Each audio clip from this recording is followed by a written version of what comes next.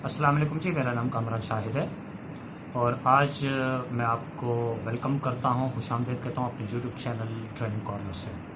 आज का मौजू जिसका हमने इंतखाब किया है वो है बच्चों पे तशद्दुद की अक़साम और उसके ज़िंदगी के ऊपर असरात।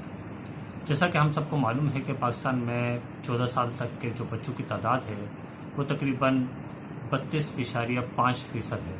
32.5% जो 14 साल तक के बच्चे हैं। तो इस लिहाज से ये काफ़ी अच्छी तादाद है, बहुत मुनासिब तादाद है और किसी भी मुल्क के लिए ये रीढ़ की हड्डी की हैसियत रखता है। बच्चों में तशद्दुद की अक़साम बताने से पहले मैं आपको ये ज़रूर बताते चलूँ कि बच्चों पे जो तशद्दुद लोग करते हैं वो कौन कौन से किस्म के लोग होते हैं और वो किस तरह तशद्दुद करते हैं, उसकी फिर मैं तफसील आपको बताता चले जाऊँगा। बच्चों पे जो लोग तशद्दुद करते हैं उस तशद्दुद की 3 अक़साम होती हैं। पहली किस्म कहलाती है जिस्मानी तशद्दुद, जिस्म के ऊपर जो तशद्दुद किया जाता है उसे कहते हैं जिस्मानी तशद्दुद। दूसरा जो कहलाता है वो होता है ज़हनी तशद्दुद। तीसरा जिनसी तशद्दुद। तो ये 3 किस्म के होते हैं जो आमतौर पे तशद्दुद की अक़साम कहलाती हैं। अब वो कौन से लोग होते हैं जो तशद्दुद करते हैं, उसमें पेरेंट्स यानी कि वालिदैन शामिल हो सकते हैं, उसमें बड़े बहन भाई शामिल हो सकते हैं, कज़न हो सकते हैं, मामू खाला चाचा वगैरह ये लोग भी हो सकते हैं, करीबी रिश्तेदार जिन्हें कहा जा सकता है वो भी हो सकते हैं। इसके अलावा दूसरे हाथ पे वो असाज़ा कराम होते हैं, वो तशद्दुद करते हैं। जिस्मानी तशद्दुद गो के पूरे पाकिस्तान में उसके ऊपर बैन कर दिया गया है, लेकिन इसके बावजूद भी आप आए दिन मीडिया के ज़रिए ये बातें सुनते रहते हैं कि असाज़ा कराम ने बच्चों पे इंतहाई तशद्दुद किया, जिसकी बिना पर उनके जिस्म के कोई हिस्से टूट गए, हत्ता कि उनको हलाक भी कर दिया जाता है। तीसरी वो किस्म होती है जिसमें आपके रिश्तेदार, अहबाब, दोस्त अहबाब होते हैं, वो भी किसी न किसी तरीके से अगर जिस्मानी तशद्दुद नहीं करते तो ज़हनी तशद्दुद और जिनसी तशद्दुद वो कर जाते हैं, जिसकी मिसाल आए दिन हमारे सामने आती रहती है। अच्छा, असाज़ा कराम के अलावा जो लोग होते हैं वो स्कूल के चौकीदार वगैरह हो सकते हैं, आपके मोहल्ले में पड़ोस में कुछ लोग हो सकते हैं, खेल कूद में बच्चे ज़ाहिरी तौर पे अपने मोहल्ले के लोगों को शरीक कर लेते हैं तो उसमें उनके दोस्त अहबाब भी हो सकते हैं। तो ये वो लोग हैं जो कि जिनसी तशद्दुद का बच्चों को निशाना बना सकते हैं अमूमी तौर पे। और आजकल के दौर में हत्ता कि हमने ये ऐसी ख़बरें भी हमारे सामने आ रही हैं कि आपके बहुत करीबी रिश्तेदार जो होते हैं, जो कज़न वगैरह होते हैं, मामू चाचा वगैरह, वो भी बच्चों को जिनसी तशद्दुद और ज़हनी तशद्दुद और हत्ता कि उनको हलाक करने में भी वो अपना हाथ उसमें रखते हैं। तो ये वो कड़ियाँ हैं जिसके ज़रिए बच्चों पे तशद्दुद किया जाता है। पहली बच्चों पे जो तशद्दुद किया जाता है वो उनके ज़हनी तौर पे या जिस्मानी तौर पे उन पे जो ज़रब लगाई जाती है, जिस चीज़ से मारा जा सकता है वो हाथों के ज़रिए हो सकता है। आप किसी भी बैरूनी चीज़ को हाथ में पकड़ के उनके ऊपर तशद्दुद कर सकते हैं। ये ज़रूरी तौर पे या मोस्टली जो है गुस्से की निशानी होती है या किसी जिनसी रुझान की तरफ जब वो बच्चा माइल नहीं होता तो आप उसके ऊपर ज़बरदस्ती कर देते हैं। ये ऐसी ख़बरें आती रहती हैं। दूसरी चीज़ घरेलू तशद्दुद। घरेलू तशद्दुद जो है अमूमी तौर पे हम आगाज़ करते हैं वो बच्चे जो घरों पे काम करते हैं उनके ऊपर वो जो मालिकान होते हैं वो उनके ऊपर तशद्दुद करते हैं। अगर कोई चीज़ गुम हो जाती है तो पहला शक जो आता है वो सबसे पहले मुलाज़िमीन के ऊपर आता है और मुलाज़िमीन में ज़ाहिरी तौर पे जो बच्चे होते हैं तो उनके ऊपर वो तशद्दुद करते हैं, वो पूछने की कोशिश करते हैं कि आया आपने तो ये चीज़ नहीं उठाई या आपने तो चोरी नहीं की। तो इस बिना के ऊपर या इस शक के ऊपर वो उनके ऊपर तशद्दुद करते हैं। ये घरेलू तशद्दुद होता है।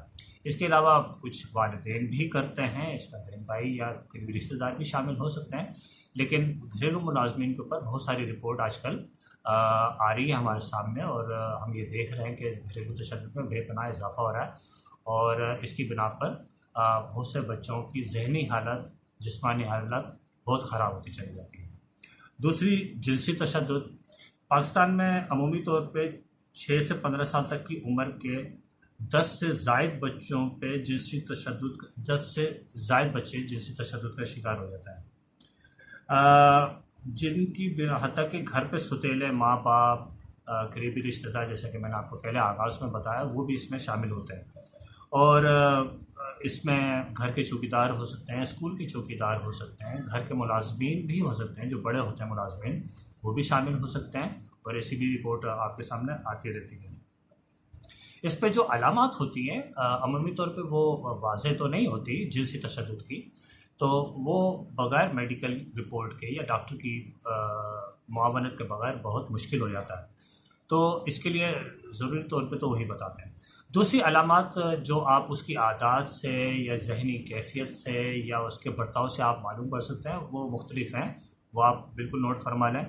उसकी सबसे पहले जिनसी नोयत की चीज़ों में या तो दिलचस्पी बढ़ जाती है या उस पे डर आना शुरू हो जाता है, जिनसी नोयत की चीज़ों पे उसकी तवज्जो बढ़ जाती है।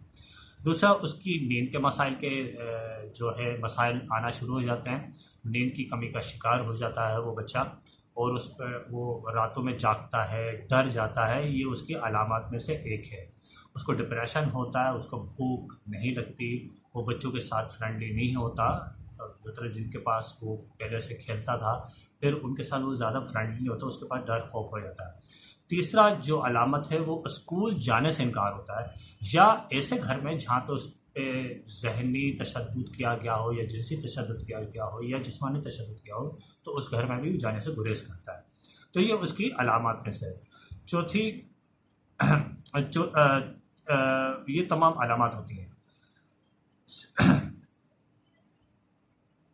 अच्छा, दूसरी चीज़ जो आपने बच्चों को बावर करानी होती है, वो ये ज़रूर बावर कराएँ कि बच्चों को ये बावर करा सकते हैं कि बड़ों की इज़्ज़त करना का मतलब ये हरगिज़ नहीं होता उनकी हर बात को माना जाए। वो ऐसी बात आप उसको बता सकते हैं कि जिस्म के मुख्तलिफ़ हिस्सों पे वो किस तरह हाथ लगाते हैं, जिससे कि उन बच्चों को ये अंदाज़ा हो सकता है कि वो शख्स जो है वो ठीक नहीं है। तो इसमें अमूमी तौर पे करीबी रिश्तेदार, आपके नौकर, आपके चौकीदार या स्कूल के चौकीदार वगैरह या साज़-ए-कराम भी शामिल हो सकते हैं। तो आपको ये बच्चों को बहुत ज़्यादा इसकी तरबियत देनी पड़ेगी। तीसरा, स्कूलों में जिनसी तशद्दुद से होने वाले प्रोग्रामों की आप हौसला अफ़ज़ाई डेफ़िनेटली करें। उसमें आप बज़ाते खुद शरीक हों, आप मतलब वालिदैन की बात कर रहे हैं कि वो ज़रूर शरीक हों ताकि आपको आगाही मिल सके कि किस तरह बच्चों पे ज़हनी, जिस्मानी और जिनसी तशद्दुद किया जा सकता है। तो ये वीडियो जो मैं बना रहा हूँ इसका मकसद भी यही है कि आप तक ये जो आगाही है आप तक पहुँच सके और आप इसके ऊपर ध्यान दे सकें और अपनी जो भी आप एहतियाती तदाबीर हैं वो अख्तियार कर सकें। चौथा, नफ़साती या जज़्बाती तशद्दुद। इसमें नफ़सियाती या जो ज़हनी तशद्दुद होता है उसमें वो होता किस तरह है, उसमें हम बात-बात पे बच्चों को डांट रहे होते हैं। इसमें असातिज़ा-कराम भी होते हैं, वालिदैन भी हो सकते हैं, आपके घर में बड़े अहबाब भी हो सकते हैं। बात-बात पर जब आप डांटते हैं तो ये उसके ज़हनी तशद्दुद की तर्जुमानी करता है। तो हमें बहुत ज़्यादा इसके ऊपर ख़्याल करना पड़ेगा कि अगर हम उनको बहुत ज़्यादा डांटेंगे तो डांटने से हमारी एक तो वो इज़्ज़त बच्चे बहुत ज़्यादा कम करना शुरू कर देंगे आहिस्ता-आहिस्ता। फिर वो बड़े होके हमारा बिल्कुल भी ख़्याल नहीं करेंगे, तो और इस तरह वो माशरे के मुफीद शहरी भी नहीं बन सकते। तो आपके लिए ये इंतहाई ज़रूरी है, ये बहुत हसास मामला है कि हम बच्चों को इंतहाई ज़्यादा डांटते हैं, बिला वजह डांटते रहते हैं, कुछ ना कुछ हम उनको मार भी देते हैं। तो ऐसी आपने हरकत नहीं करनी ताकि बच्चों के ऊपर बुरे असरात ना पड़े। दूसरा जो ज़हनी तशद्दुद होता है वो होता है नज़रअंदाज करना। बहुत से वालिदैन, बहुत से अहबाब, रिश्तेदार वगैरह और ख़ासकर असातिज़ा-कराम वो ये इंतहाई गलती करते हैं कि बच्चा कोई भी छोटी-मोटी गलती, डेफ़िनेटली बच्चे ने गलती करनी होती है क्योंकि वो गलतियों से ही सीखता है।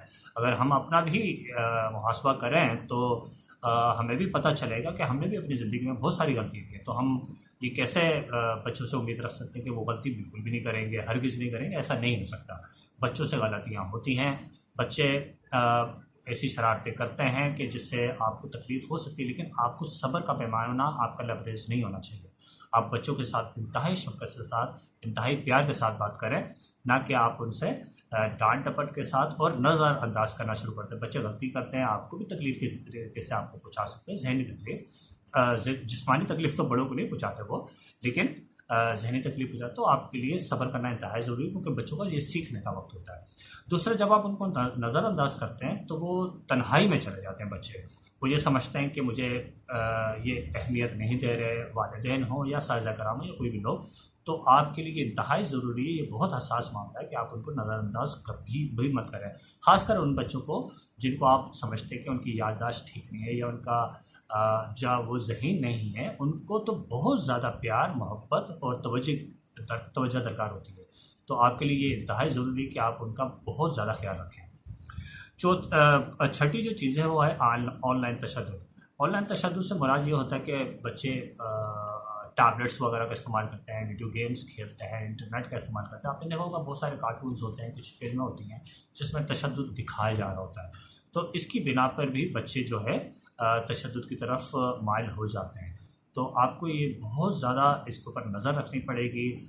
बाहिस्सत वालिदैन ज़रूरी तौर पे आपका सबसे पहला आपका फ़र्ज़ बनता है कि आप उसके इर्द-गिर्द में जितने भी लोग शामिल हैं, आपके अपने बहन-भाई हो सकते हैं, खाला, मामू, चाचा वगैरह, कज़िन्स वगैरह, उस्ताद, वहाँ पे चौकीदार, वहाँ के पियोन, आपके घर के अंदर नौकर, मुलाज़िम, चौकीदार वगैरह, सबके ऊपर आप ज़रूर इंतहाई नज़र रखें ताकि आपके बच्चों की परवरिश तरीके अंदाज से हो सके।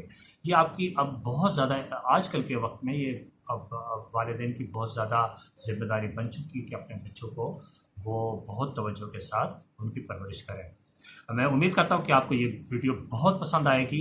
ये वीडियो को इंशाल्लाह आप सब्सक्राइब करें, बेल आइकन को क्लिक करें ताकि आपको नई से नई वीडियोस के ऊपर नोटिफिकेशंस मिलते रहें। आप इसको शेयर करें और कमेंट करना भी बिल्कुल मत भूलें। जितना आप कमेंट्स करेंगे तो मुझे सीखने का बहुत ज़्यादा मौका मिलेगा और मैं आपकी ज़्यादा से ज़्यादा मेहनत के साथ आपकी रहनुमाई कर सकूँगा। मुझे इस वक्त के लिए इजाज़त दीजिए। मैं इंशाल्लाह वेट करूँगा आपके कमेंट्स का और आप इसको ज़्यादा से ज़्यादा शेयर करें। बहुत शुक्रिया जी। अल्लाह हाफ़िज़।